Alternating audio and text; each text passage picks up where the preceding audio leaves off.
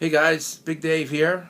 I'm in the kitchen, as you can see, and I thought that we would tackle a few things about playing Harlem Nocturne. So one of the first things that you might want to practice is learning how to drop bend notes. So I'm not going to use an octave key. I'm going to play high B. I'm going to start on high B. And I'm going to use a high tongue position, like almost as if I'm a hissing cat, you know, in the back of my throat, almost like a. So way in the back, I have my tongue pretty high, and I'm going to drop my jaw a little bit as I play the note, but I'm not using the octave key. And then I'll eventually play the lower octave. So watch, like this.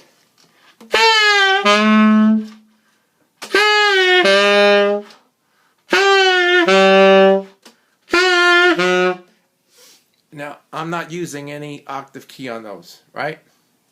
So I'm dropping the note itself about a half a step, and then I'm letting it go to the note the octave below. You could start on C sharp.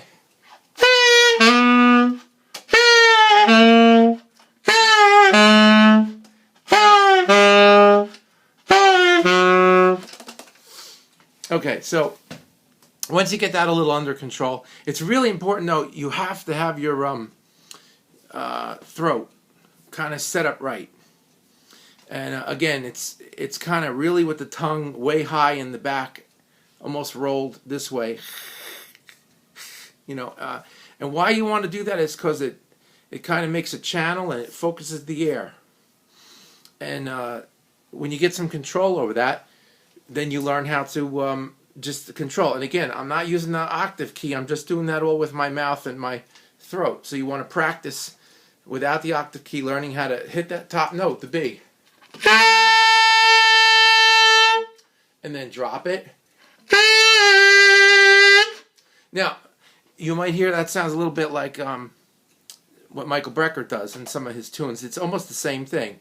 That's a little different technique where he's kind of changing his oral cavity inside and his mouth a little bit, and the shape of this, the shape of the the mouth into a little different syllable, all that kind of business. But if you just learn how to drop the notes down first,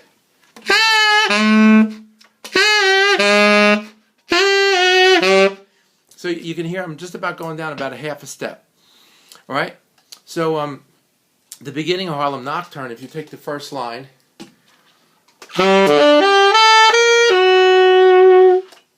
Okay, it's cool, but we can do a lot more with that.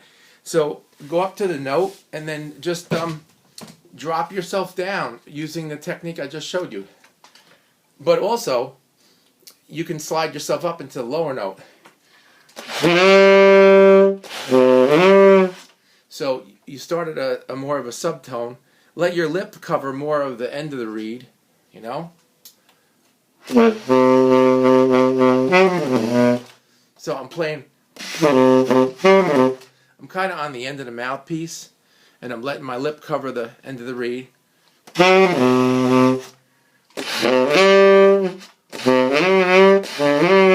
So I'm getting myself up to that lower A with like a slide up, more like a subtone. And then my notes are A, C, E, A. And then B. A, C, E, A, B. And then high C. And then G sharp. But what I want to do is kind of subtone my way up to the A.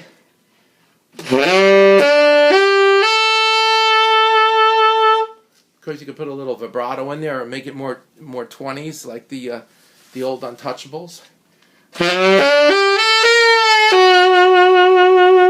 So I just used that dropping technique.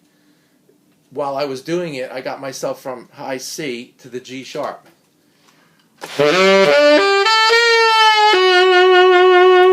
And I used a little more dramatic vibrato. Think that old 1930s gangster movie, And the next phrase, I'm going to give it 2 of those drops. down and come back up.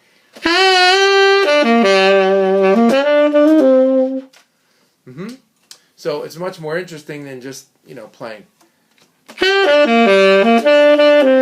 Right?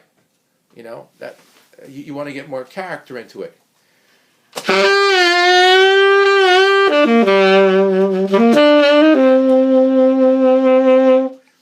And when you have a long note, try not to just let the note hang in the air.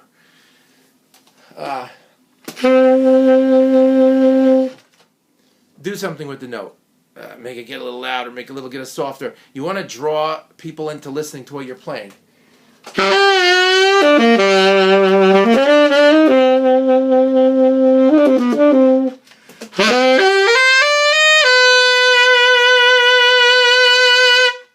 That high C sharp I just played, I got on it a little bit to get your attention. And then up on the D.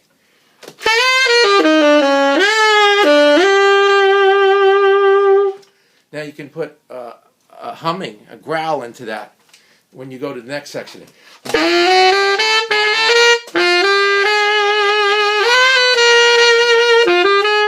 Then all I'm really doing there is just I'm humming along with the note.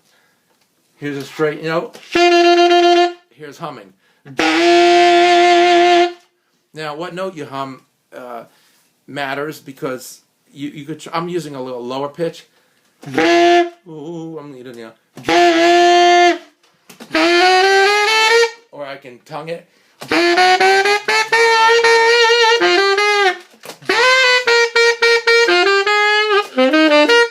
Okay, and so on. That whole little thing.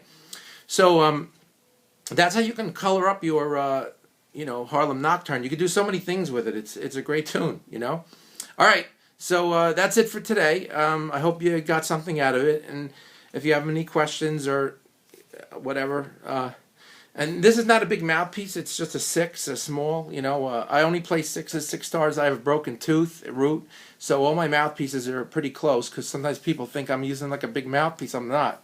All of them are like a Selmer E, a 6 star, and I usually use a 3 hard, depending. Sometimes a 3 medium, but I have a cracked tooth root, so and I don't use hardly any pressure. You want to kind of cushion, like pillows.